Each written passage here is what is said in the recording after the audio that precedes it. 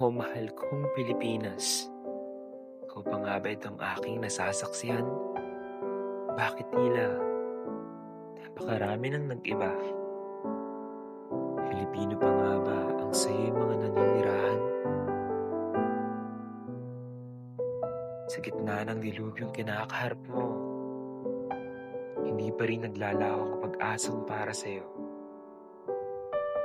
O Pilipinas naming tahanan, naway ang iyong mga anak ay maliwanagan sa sakit na iyong dinaramdam